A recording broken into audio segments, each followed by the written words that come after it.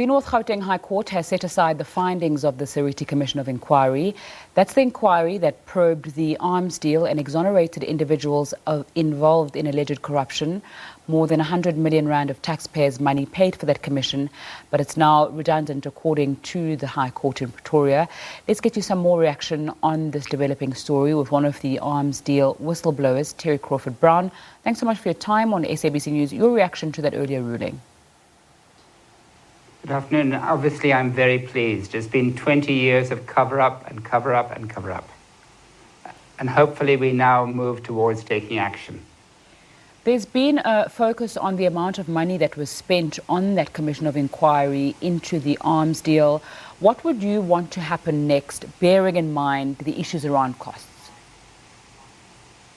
I think that the cost and the time wasted with the Seriti Commission were appalling.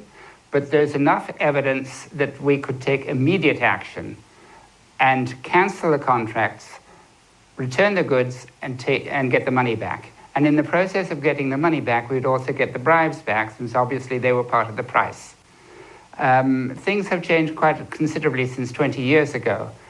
The war industry is known to be very strong vested interest, but they're increasingly exposed for the corruption they unleash on countries such as South Africa. Mm-hmm.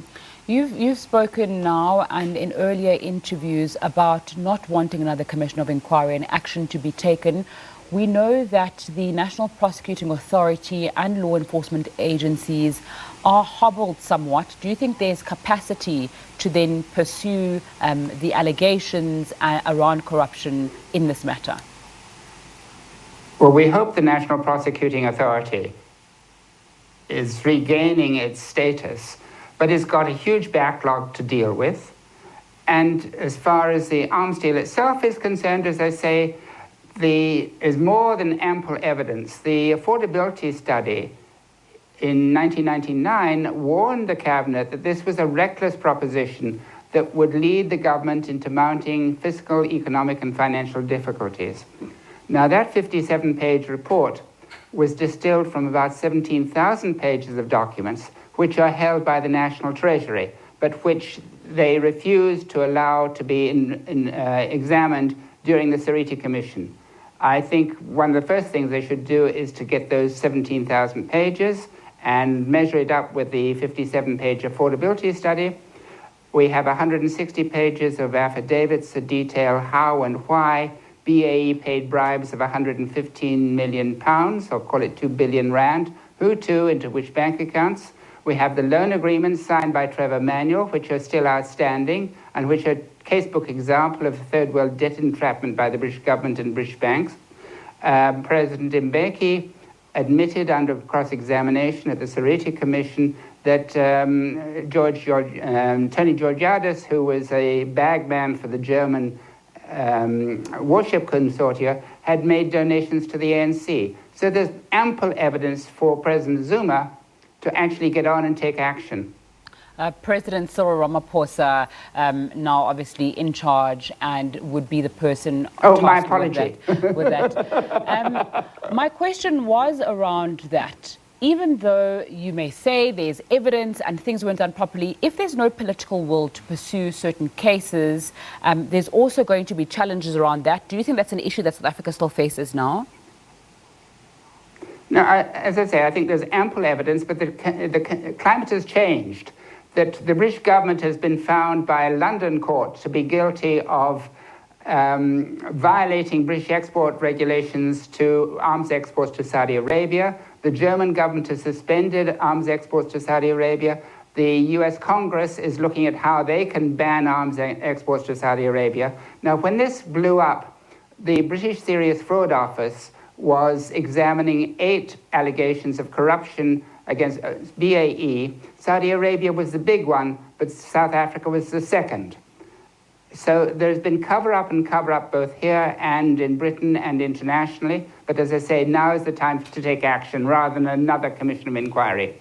Yeah, which is why I wanted to focus on that possible will, both here and in the United Kingdom. You've spoken about that, and you have tried previously to engage and try and get action taken on that front.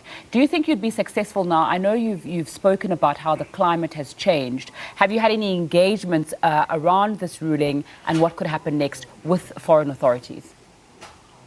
Well, we've been waiting for this ruling, but there is another case pending, brought by the Cape Town Peace Centre, which used to be known as the Quaker Peace Centre, focused on the BAE Saab contracts and the loan agreements by Barclays Bank. That has yet to come to court. The indications I gather are that President Ramaphosa has indicated he will not oppose that application. I hope that case can be expedited and brought quickly. So you mentioned in the beginning of our discussion that it's been about 20 years.